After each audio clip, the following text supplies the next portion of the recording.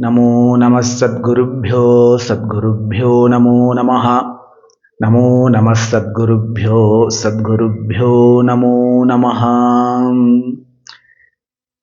श्रीगुरुचरणध्वन्त्वं वन्दे अहम् अतितदुस्सहध्वन्त्वं भ्रान्तिग्रहोपशान्तिं पांसुमयं भसितमातनुते देशिकवरं दयालुं वन्दे अहं निहितनिखिलसन्देहं यच्चरणद्वय अद्वय अनुभव उपदिशति तत्पदस्य अर्थम् शुद्ध्यतिहीनान्तरात्मा कृष्णपदाम्भोजभक्तिमृते वसनमिव क्षारोध्यैर्भक्त्या प्रक्षाल्यते चेतः मायाहस्तैर्वयित्वा भरणकृतिकृते मोहमूलोद्भवं मां मातः कृष्णभिताने चिरसमय उदासीनभावं गतासीन् कारुण्यैकाधिवासे सकृदपि वदनं नेक्ष्यसे त्वं मदीयं तत्सर्वज्ञनकर्तुं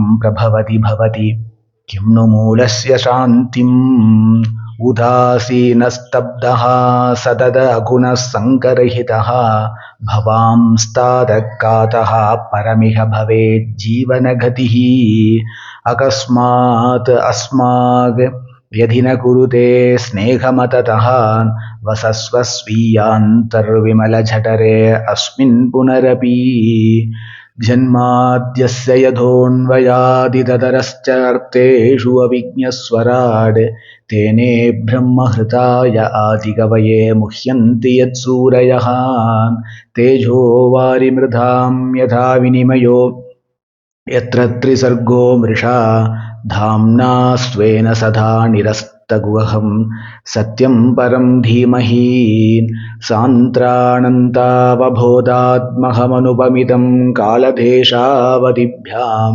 निर्मुक्तं नित्यमुक्तं निगमशतसहस्रेण निर्भास्यमानम् अस्पष्टं दृष्टमात्रे पुनरुरुपुरुषार्थात्मकं ब्रह्मतत्त्वं तत्तावद्भाति साक्षात् गुरुपवनपुरे हन्तभाग्यं जनानां श्रीहरिं परमानन्तम् उपदेष्टारमीश्वरं व्यापकं सर्वलोकानां कारणं तं नमाम्यहं नारायणं पद्मभुवं वसिष्ठं शक्तिं तत्पुत्रपराशरं च व्यासं सुखं गौतपतं महान्तं गोविन्दयोगीन्द्र अथास्य शिष्यं श्रीशङ्कराचार्यम् अथास्य पद्मपादं च हस्तामलकं च शिष्यं तं तोडकं वार्तिककारम् अन्यान् अस्मद्गुरूं सन्ततम् आनतोऽस्मि।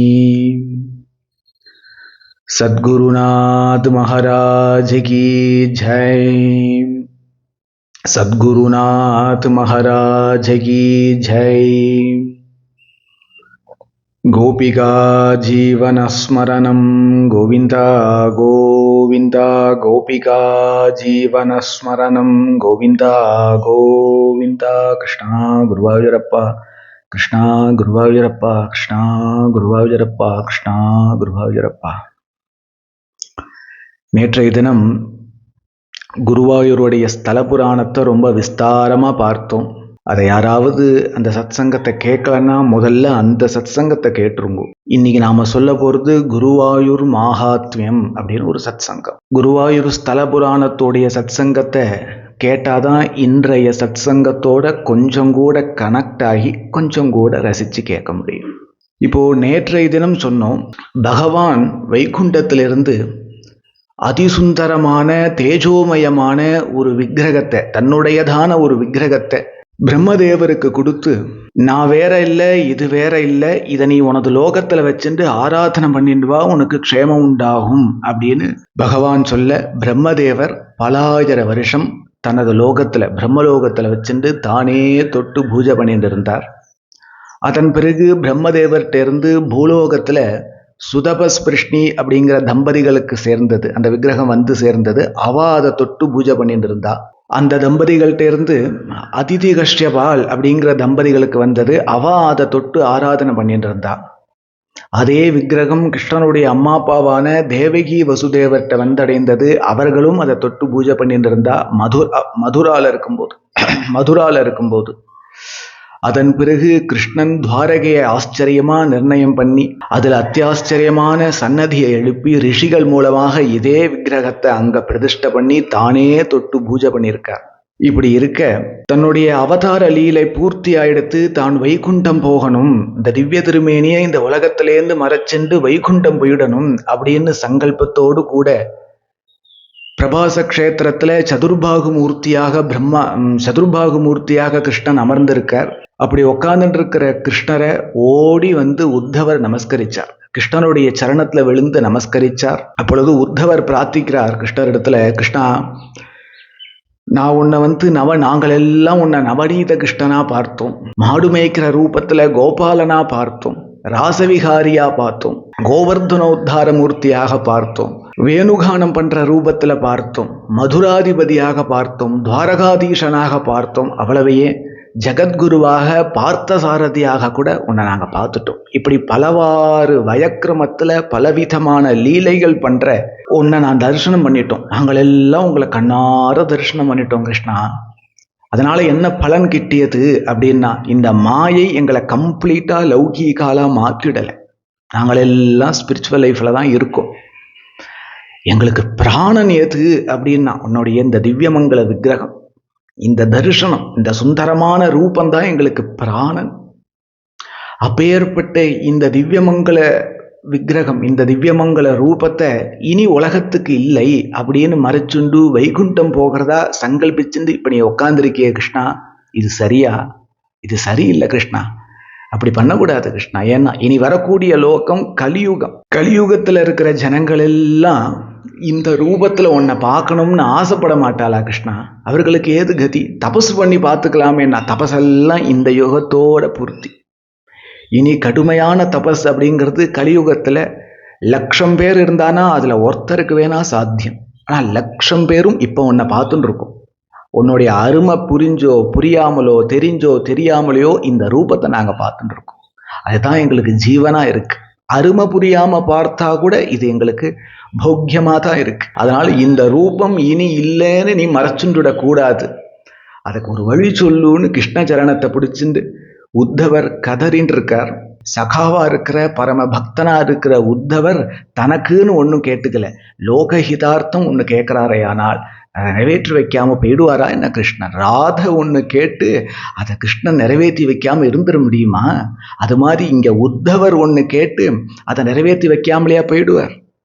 அதுவும் லோகஹிதார்த்தம் கேட்கும் பொழுது ரொம்ப சந்தோஷப்பட்டு, ஹே உத்தவா, நீ ஆகாச மார்க்கேன அப்படியே துவாரகையில போய் நின்று காத்துன்று, கொஞ்ச நேரத்துல சமுத்திரம் பொங்கி வந்து பூரா துவாரகையும் அழிச்சிடும். என்னாலே சிருஷ்டிக்கப்பட்ட அந்த கம்பீரமான துவாரகை முழுவதும் சமுத்திர ஜலம் பொங்கி வந்து அழிச்சிடும். அது பூர்ணமா நசிச்ச பிறகு, அழிஞ்ச பிறகு, என்னால ஆலயம் நிர்மாணம் பண்ணி பிரதிஷ்டை செய்யப்பட்டு என்னாலேயே ஆராதனை பண்ணப்பட்ட என்னுடைய விக்கிரகம் சமுத்திர ஜலத்துல பொங்கி வரும், மிதந்து வரும். அதை நீ எடுத்து தேவகுருவான பிரகஸ்பதியினிடத்திலையும் வாயுவனிடத்திலையும் கொடுத்து பாரத தேசத்துல தெற்கு பாகத்துல ஒரு பவித்திரமான ஸ்தலத்துல பிரதிஷ்டை பண்ண சொல்லிடு. அந்த விக்கிரகத்துல கிருஷ்ணனாக நான் எப்பவும் ஹே உத்தவா உனக்காக இருப்பேன் அப்படின்னு சொல்றாரு. இதை கேட்டு ரொம்ப சந்தோஷப்பட்ட உத்தவர் ஆகாச மார்க்கேன்னு அப்படியே துவாரகையில காத்துட்டு இருக்கார். பகவான் கிருஷ்ணன் சொன்னது போலவே சமுத்திர ஜலம் பூரா பொங்கி வந்து ஒட்டுமொத்த துவாரகையும் அழிச்சுடுத்து. அது சமுத்திர ஜலத்துல ஒரு விக்கிரகம் மிதந்து வருது. அந்த விக்கிரகத்தை எடுத்து தேவகுருவான பிரகஸ்பதியினிடத்திலையும் வாயுவனிடத்திலையும் கொடுத்து கிருஷ்ணன் அவர்களிடத்துல சொன்னதை உத்தவர் சொல்லிட்டு தான் பத்ரிநாத் போயிட்டார். குருவும் வாயுவும் சிவபெருமாளுடைய அனுகிரகத்தோடு கூட பரசுராம கஷேத்திரத்துல ஒரு ஏகாதசி நன்னாள்ல குருவாயூரப்பனை பிரதிஷ்டை பண்றா. குரு வாயு அப்பன்னா சிவபெருமான், குரு வாயு அப்பன் 3 பேரும் சேர்ந்து பிரதிஷ்டை பண்ணதுனால குருவாயூரப்பன் அப்படின்னு அந்த மூர்த்திக்கு பெயர். அதுக்கப்புறம் சிவபெருமான் மம்மியூர்லயே நித்தியவாசம் பண்ணிட்டு இருக்கார். தேவகுருவான பிரகஸ்பதியும் வாயுவும் அவ இடத்துக்கு போயிட்டா. இன்றைய தினம் பிரதிஷ்டை ஆணிச்சு அப்படின்னா கார்த்திகை மாசம் ஏகாதசி நன்னாள்ல தான் அந்த பிரதிஷ்டை ஆச்சு. அந்த பிரதிஷ்டையை ஞாபகம் வச்சுக்கும்படியாக, அந்த மகா பவித்திரமான நாளை கொண்டாடும்படியாக குருவாயூர் ஏகாதசின்னு அந்த நாளை கொண்டாடுறோம். இந்த விஷயங்கள் எல்லாம் நேற்றைய தினம் ரொம்ப விஸ்தாரமாக சொன்னோம். அதுல 2-3 முறை ஒரு வார்த்தையை ரிப்பீட் பண்ணிட்டே இருந்தேன். அது என்னன்னா, கிருஷ்ணன் 2 மகா கஷேத்திரங்கள்ல தான் நமது பாரத தேசத்துல நித்தியவாசம் பண்ணிட்டு இருக்கான் அப்படின்னு சொன்னேன். அதுல ஒண்ணு குருவாயூர், மற்றொன்று பிருந்தாவனம். இந்த பிருந்தாவனம் நம்ம பூலோகத்துல இருக்கிற ஒரு பூமி தான், ஒரு இடம் தான் அது. ஆனால் நாம பார்த்துடலாம்.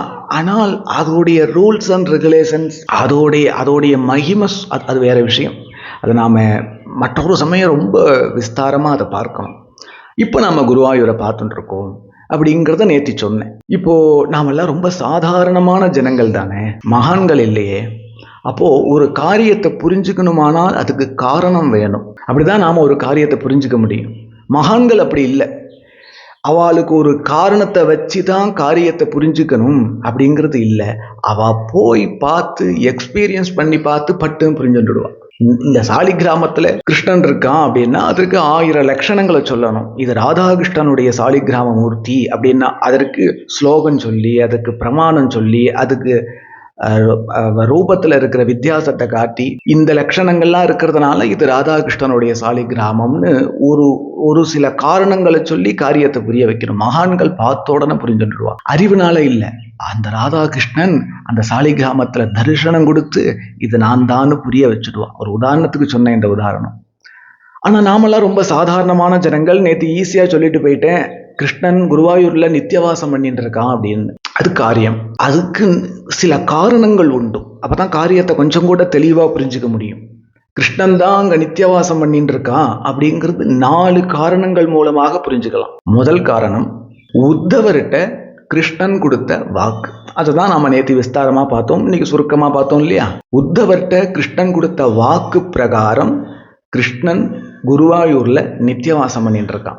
இது ஒரு காரணம். 4 காரணத்துல இது ஒரு காரணம். 2வது காரணம், ரொம்ப பழமையான க்ஷேத்திரங்கள் எல்லாம் அந்த தேவதைக்கு, அந்த பிரதான கர்ப்ப கிரகத்துல இருக்கிற பிரதான மூர்த்திக்கு சில விசேஷமான நிவேத்தியங்கள் இருக்கும். அது அங்க வாழ்ந்த மகான்கள் தங்களுடைய தபஸுனாலையும் தங்களுடைய உபாசனையினாலையும் கண்டுபிடிச்சிருப்பாங்க. நிறைய நிவேத்தியம் பண்ணலாம். அந்த ஒரு பர்டிகுலர் நிவேத்தியம் பண்றது அப்படின்னு ஒரு சம்பிரதாயம் உண்டு. திருப்பதிக்கு லட்டெல்லாம் கிடையாது. திருப்பதிக்கு லட்டு இப்போ உருவானது. சில க்ஷேத்திரங்கள்ல ரொம்ப பழமையா 1000 வருஷமா ஒரு குறிப்பிட்ட நிவேதிச்சுட்டே இருப்பா. அது சில சமயம் சாஸ்திரத்துல அவ்வளவு கிளியரா சொல்லியிருக்காது. ஆகம சாஸ்திரத்துல கிளியரா சொல்லியிருக்காது. ஆகம சாஸ்திரத்துக்கு விரோதமாகவும் இருக்காது. ஆனால் அங்க நிவேத்தியம் ஆயின்னு இருக்கும். ஒரு உதாரணம் சொல்றேன். வரதராஜருடைய ரூபத்தை தான் நாம பிரதிஷ்டை பண்ணி வச்சிருப்போம்.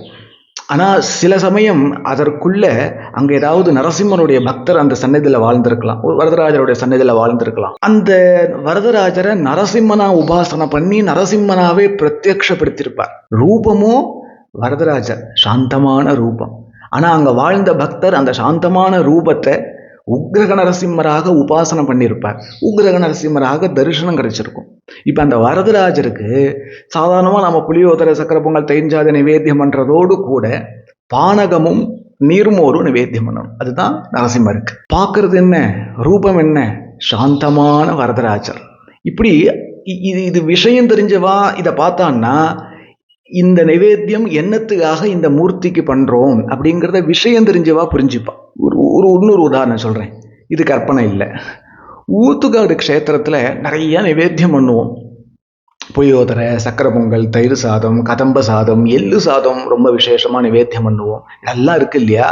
ஆகம சாஸ்திரம் என்ன சொல்றது, ஒரு க்ஷேத்திரத்துல இருக்கிற மூர்த்தி நம்மளிடத்துல பேசுற அளவுக்கு சாநித்தியமாக இருக்கணுமானால் 5 விஷயங்கள் பண்ணுங்கிறது. 5ஐயும் நாம விலைக்கு சொல்லலை. அதுல 1, நிறைய நைவேத்தியத்தை பகவான் பார்க்கணும்.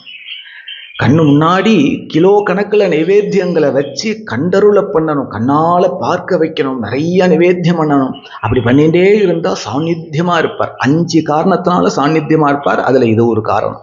ஆலயத்துல உள்ள அர்ச்சாமூர்த்தி. ஊத்துக்காடுல நிறைய நைவேத்தியம் பண்ணுவோம். ஆனால் வெங்கட சுப்பையர் காலத்திலேருந்து ஊத்துக்காடுல ஒரு வழக்கம் உண்டு. இப்போ குருவாயூர்ல அரிசி சாதம் போட்டு பால் பாயசம் பண்ணுவா இல்லையா, பால்லையே அந்த அரிசி வெந்து பாயசமாக தயார் பண்ணுவா இல்லையா. ஊத்துக்காடுல அவல் போட்டு பால் பாயசம் பண்ணுவா. இது ரொம்ப வருஷமா நின்று இருந்தது. வெங்கட சுப்பையர் காலத்துல இருந்தது. அதுக்கப்புறம் ரொம்ப பெரியவாலாம் பண்ணிட்டு இருந்தா. ரொம்ப வருஷமா நின்று இருந்தது. இப்போ ஒரு 5-6 வருஷமாக, ஏன்னா எங்களுக்கு தெரியாது இதுதான் இங்கே பாரம்பரியமான நிவேத்தியம் அப்படின்னு. அதனால ரொம்ப வருஷமா நடந்திருந்தது. இடையில எங்களுக்கு தெரியாததுனால நின்றுடுத்து. இப்போ அதை ஆரம்பிச்சு ஒரு 10 வருஷமா பண்ணிட்டு இருக்கோம். இப்போ 10 வருஷமா பண்ணிட்டு இருக்கோம்னா டெய்லி குருவாயூர் மாதிரி பால் பாயசம் கிடைக்கும்னு நினைக்க வேண்டாம். எது சாதாரணமான கிராமத்து கோவில், வெளியிலேருந்து யாராவது ஒரு 2 நாளைக்கு பண்ணுங்கோ, 5 நாளைக்கு பண்ணுங்கோ, 3 நாளைக்கு பண்ணுங்கோ, ஒரு நாளைக்கு பண்ணுங்கோ, ஒரு வேளை பண்ணுங்கோ இப்படின்னு ஏதாவது கொடுப்பான்.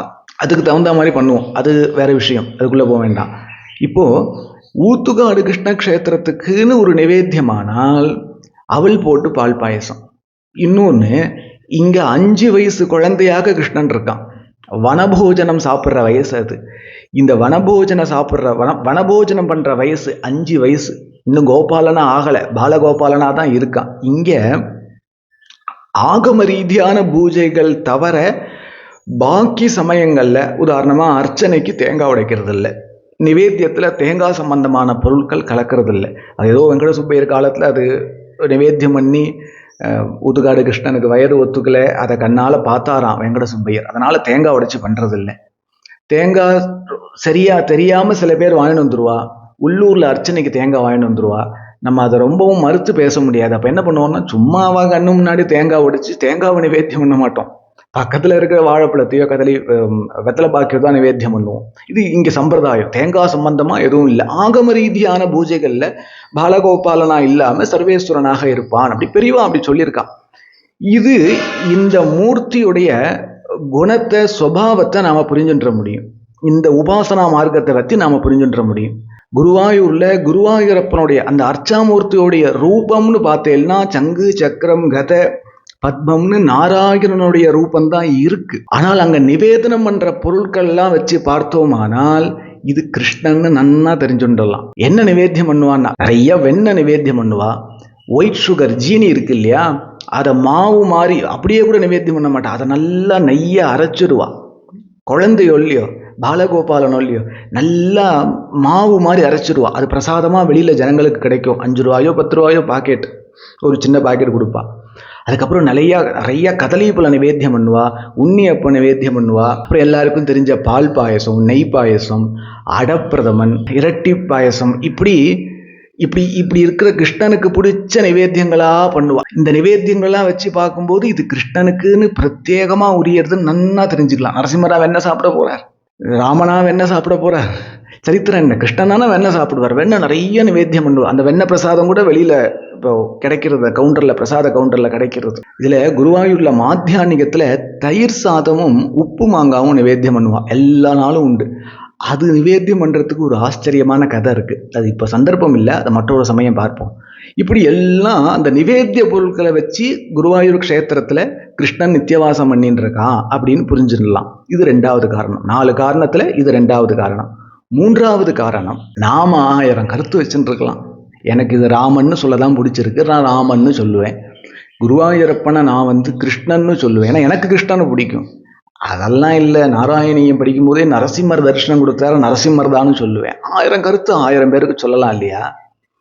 ஆனால் குருவாயூர் க்ஷேத்திரமே கதி, குருவாயூரப்பனே கதின்னு வாழ்ந்த அநேக பிரம்மனிஷ்டால், அநேக ஞானிகள் இந்த நாராயண ரூபத்தில் இருக்கிற மூர்த்தியை என்னவாக பார்த்து உபாசனை பண்ணா அவர்களுக்கு எப்படி அந்த விக்கிரகம் தரிசனம் கொடுத்தது அப்படிங்கிறத பார்த்தாதான் அந்த க்ஷேத்திரத்துல என்ன மூர்த்தி இருக்குன்னு புரிஞ்சுக்க முடியும். அப்படி குருவாயூர்ல ஒருத்தர் 2 பேர் இல்லை, நான் எடுத்து வச்சிருக்கிறது 25-30 பக்தர்களுடைய சரித்திரத்தை இப்ப எடுத்து வச்சிருக்கேன்.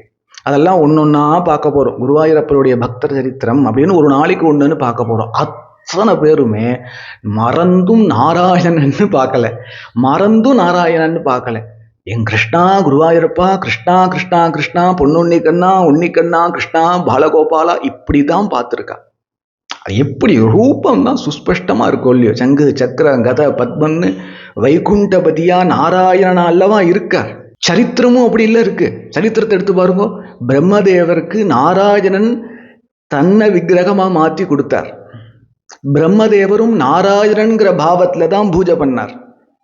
அதுக்கப்புறம் பிருஷ்டி தம்பதிகளும் அதிதி கஷ்யபாலும் அதுக்கப்புறம் தேவகி வசுதேவரும் கிருஷ்ணன் உள்பட நாராயணனுடைய ரூபத்தில் இருக்கிறவர் நாராயணனா பார்த்து பூஜை பண்ணார். இப்பவும் அப்படி இல்லை பண்ணணும். ஆனால் உத்தவருக்கு கிருஷ்ணன் வாக்கு கொடுத்த பிரகாரம் மறந்தும் ஒருத்தர் நாராயணன் பார்க்கல, நான் கிருஷ்ணனா தான் பார்த்தா. அப்ப நாராயணன் இல்லையான்னா, நாராயணன் வேற இல்லை கிருஷ்ணன் வேற இல்லைன்னு சொல்லி தான் தெரியணும்னு அவசியம் இல்லை. என்ன பாவம்ங்கிறது மகான்கள் எப்படி பார்த்தாலோ அப்படி பார்த்து புரிஞ்சுக்கலாம். இது மூன்றாவது காரணம். மகான்கள் எல்லாம் பூந்தானம், வில்வமங்கல சாமியார், மஞ்சுளா, ஒன்னு ரெண்டு பக்தர்கள் இல்லை, அத்தனை பேரும் எப்படி சொல்லி வச்ச மாதிரி கிருஷ்ணனா பாப்பா, கிருஷ்ணன் தான் இருக்கான். இந்த ஒரு காரணம், இது மூன்றாவது காரணம். நாலாவது ஒரு காரணம் இருக்கு. அது என்ன காரணம்னு பார்த்தீங்கன்னா, இப்போ நாமரூபம் இல்லாத போதஸ்வரூபமான அகம்பத அர்த்தமான ஆத்மா தான் ஒரு நாமரூபமா கிருஷ்ணனா வந்திருக்கு. மறுபடியும் சொல்றேன், நாமரூபம் இல்லாத போதஸ்வரூபமான அகம்பத அர்த்தமாக ஆத்மா தான் ஒரு நாமரூபமாக கிருஷ்ணனாக வந்தது. அவதார காலத்திலிருந்து அவர் தான் ஆத்மாதான் ராமர், ஆத்மாதான் நரசிம்மர், எல்லாம் ஆத்மாதான். கிருஷ்ணனும் ஆத்மாதான் வந்தது. அப்ப ஆத்மாவுக்கு உண்டான அத்தனை குணங்களும் கிருஷ்ணனுக்கும் இருக்கணும், இருக்கு. ஒன்று ரெண்டு உதாரணங்களை சொல்லணுமானால், ஆத்மா பிரகிருதி சம்பந்தமற்றது, அதுபோல கிருஷ்ணனும் பிரகிருதி சம்பந்தமற்றவன். அப்படின்னா என்னன்னா, நாம பல் தேய்க்கிறது போல கிருஷ்ணன் பல் தேய்க்க வேண்டாம், நமக்கு பசிக்கிறது போல அவனுக்கு பசிக்காது, நமக்கு காமக்ரோதங்கள் வருவது போல அவனுக்கு காமக்ரோதங்கள் வராது. பிரகிருதி சம்பந்தமற்றது ஆத்மா, அதே போலதான் கிருஷ்ணனும். ஆத்மா திரிகுணாதீத வஸ்து, சத்துவ ரஜஸ் தமோ குணங்கள் அற்ற வஸ்து ஆத்மா. கிருஷ்ணனும் திரிகுணாதீத வஸ்து. இப்படி ஆத்மாதான் கிருஷ்ணன்கிறதுனால ஆத்மாவுக்கு உண்டான சர்வ லட்சணங்களும் கிருஷ்ணனுக்கும் உண்டு. அதெல்லாம் சரி, கிருஷ்ணாவதாரத்துல கிருஷ்ணனே தனக்குன்னு ஒரு பிரகிருதியை வச்சிருந்தான், ஒரு ஸ்வபாவத்தை வச்சிருந்தான். அவனுடைய ஹோல் லைஃப்லையும் இந்த பிரகிருதி இருந்துட்டே இருந்தது. அதை ஏன் வச்சுட்டான்? பிரகிருதி சம்பந்தமற்றவனாச்சே அப்படின்னா அவன் தான் வச்சுட்டான், அவனுக்கு யாரும் வைக்கல.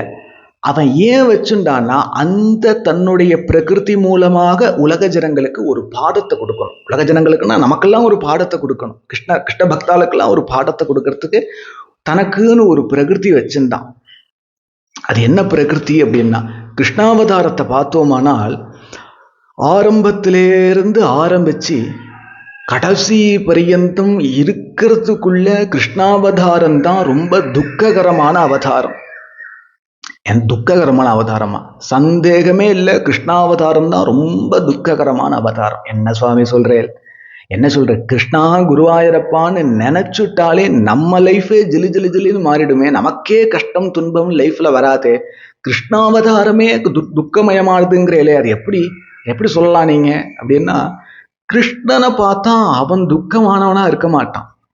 வெளியிலிருந்து என்ன கஷ்டம் துன்பம் சிரமம் தன்னை தாக்கிய போதிலும், எவ்வளவு ஏமாற்றங்கள், எவ்வளவு வெற்றி, எவ்வளவு தோல்வி, எவ்வளவு லாபம், எவ்வளவு நஷ்டம்னு போன்ற துவந்தங்கள் கிருஷ்ணனை தாக்கின போதிலும் எனக்கு இது இல்லை அப்படின்னு அவைகள்ல பட்டுக்காம தனித்தது ஒரு யோகேஸ்வரனாக பூர்ண பிரம்மனிஷ்டனாக தனித்து ஒருவனாக கிருஷ்ணன் இருந்ததுனால, சதா பிரம்மஸ்வரூபமாகவே கிருஷ்ணன் இருந்ததுனால அவனை எதுவுமே டச் பண்ணல. அதனால அவன் ஜிலு ஜிலு ஜிலுன்னு இருந்தான், அவனை பார்த்தாலும் ஜிலு ஜிலு ஜிலுன்னு இருக்கு. ஆனா விஷயம், அவனுடைய ஜீவிதம், கிருஷ்ணாவதாரத்துடைய ஜீவிதம் ரொம்ப துக்ககரமானது. கிருஷ்ணன் யாரு? ஸ்ரீமத் பாகவதன் சொல்றது சர்வலோ கிருஷ்ணஸ்து பகவான் ஸ்வயம் அப்படிங்கிறது. சாட்சாது பகவானே கிருஷ்ணனை அவதாரம் பண்றார். பிரம்மா ருத்ரர் சனகாதிகள் நாரதர் போன்ற சமஸ்த பிரம்மனிஷ்டாலும் நமஸ்காரம் பண்ணப்பட்ட தக்கவன், உபனிஷத்தினால கொண்டாடப்படுபவன், சமஸ்த லோகத்தையும் படைச்சி காத்து அழிக்கக்கூடிய ஏகனாகிய இறைவன், எல்லாருக்குள்ளேயும் அந்தர்யாமியா இருக்கிற மூர்த்தி, சாட்சாத் சர்வலோகேஸ்வரன் வைகுண்டபதி பூலோகத்துல அவதாரம் பண்றான். அப்படின்னா எப்படி இருக்கணும்? எங்க பிறக்கணும்? உலகத்தையே கட்டி ஆளக்கூடிய ரொம்ப கோட்டீஸ்வரனான ராஜாதி ராஜாக்களுக்கெல்லாம் ராஜாவான ஒரு ராஜாவுக்கு புத்திரனாக கிருஷ்ணன் அவதாரம் பண்ணா. இப்படி ஒன்றும் இல்லையே சுவாமி. இல்லையா? சரி விடுங்க. பரம்பரையா வேதாத்தியனம் பண்ணி வேதத்தை காசுக்கு விற்காம பிராணோபாசனையாக வேதத்தை வச்சுன்னு இருந்து சதுர்வேத வித்வான், சம்ஸ்கிருத வித்வான், ஆச்சார அனுஷ்டானங்களை மீறாம காயத்ரியே பிராணனா வச்சுட்டு இருக்கிற ஒரு உத்தம பிராமணனுக்கு கிருஷ்ணன் புத்திரனாக பிறந்தான். அப்படி ஒன்றும் இல்லையே சுவாமி. இல்லையா? எங்க பிறந்தான்? சர்வலோகேஸ்வரன்னா இது மாதிரி ஏதாவது பிறந்திருக்கணும் இல்லையா? எங்க பிறந்தான் சொல்லலாமா? ஜெயில்ல பிறந்தான். எப்படி பிறந்தான்? தான் பிறக்கிறதுக்கு முன்னாடி தன் சகோதரர்கள் 6 பேரு கல்லுல முட்டி செத்த செய்தியை கேட்டு பிறந்தான். பிறக்கிறதோ ஜெயில்ல, தானோ சர்வலோகேஸ்வரன். இதை விட என்ன துக்கம் இருக்கு? இதை விட என்ன கௌரவ குறைச்சல் இருக்கு? நமக்கு நம்ம ஆத்துல ஒரு பொண்ணு இருக்கு. அந்த பொண்ணை ஒரு ஆத்துல கட்டி கொடுக்குறோம். அவ ஆத்துல ரொம்ப பெரிய விசேஷம் ஒன்று நடக்கிறது. நமக்கு பத்திரிக்கை வைக்கப்படாதுன்னு இல்லை, வைக்கலை. நாம் போவோமா? சத்தியமாக கேட்குறேன், நம்ம போவோமா? நமக்கு இருக்கு இல்லையா? அதை எப்படி பத்திரிக்கை வைக்க மறந்து போயிடும்? அது என்ன ஒவ்வொரு உலகத்துக்கெல்லாம் பத்திரிக்கை வச்சிருக்க 2000 பேர் வந்ததாக கேள்விப்பட்டேன். அது என்ன எனக்கு மட்டும் எப்படியெல்லாம் மனசுல எண்ணம் இல்லை, அதனால கையில வைக்கலை சொல்லுவோமா இல்லையா? சோட்டா, நமக்கே இவ்வளவு அகங்காரம் இருக்கோ ஒரு சின்ன விஷயத்துல. சர்வலோகேஸ்வரன் ஜெயில்ல பிறந்தான், அப்பா அம்மா ஜெயில்ல இருக்கா. இதை விட என்ன துக்கம்? அவனுக்கு கொஞ்சம் கூட உள்ள உறுத்திருக்காதா? உறுத்திருக்காதுங்கிறது அவனுடைய அனுபவ நிலை. ஆனால் வெளியில இருந்து பார்த்தா இதை விட என்ன துக்கம்? சாவு செய்தியை கேட்டுண்டாக்கும் பிறந்தான். இவன் பிறக்கிறதுக்கு முன்னாடி 6 பேர் செத்துட்டா. இவன் சகோதரர்கள், அப்பா அம்மா ஜெயில்ல இருக்கா. சரி, பிறந்தாச்சு. ஜெயில்ல பிறந்ததே துக்கம். பிறந்தாச்சு. பிறந்த பிறகாவது நல்லதோ கெட்டதோ அப்பா அம்மாவோட ஜெயிலே இருந்திருக்கலாம் இல்லையா? சரி, வேண்டாம், இப்படி வச்சுப்போம். உடனே தமத்புதம் பாலகம் அம்புதேக்ஷணம்னு சங்கு சக்கர கதாபாணியாக ஆகாசத்துல அந்தரிக்ஷத்துல அப்படியே நின்னுண்டு தரிசனம் கொடுத்தான் இல்லையா? அப்பவே சக்கரத்தை விட்டு கம்சனை வதம் பண்ணி அம்மா அப்பாவை ஜெயிலேருந்து வெளில கொண்டு வந்து மதுராதிபதியா ஆயிருக்கலாம் இல்லையா? கௌரவமா இருக்கும் இல்லையா? அவன் பிறந்தான், ஜெயில பிறந்தான், என்னையா பிறந்தோன்னா செய்ய வேண்டியதை செஞ்சான் சொல்லலாம் இல்லையா? அதுவும் இல்லை. நைட்டோட நைட்டா யாருக்கும் தெரியாம திருட்டுத்தனமா அம்மா அப்பாவை அப்படியே ஜெயில நிர்கதியா விட்டுட்டு இன்னொருத்தர் ஆத்துல பிறந்த குழந்தைய இங்க கொண்டு வச்சுட்டு இவன் யாருக்கு பிறக்கலையோ அவனுக்கு பிறந்ததாக இவன் பாவிச்சுட்டு அங்க போய் தங்குறான்.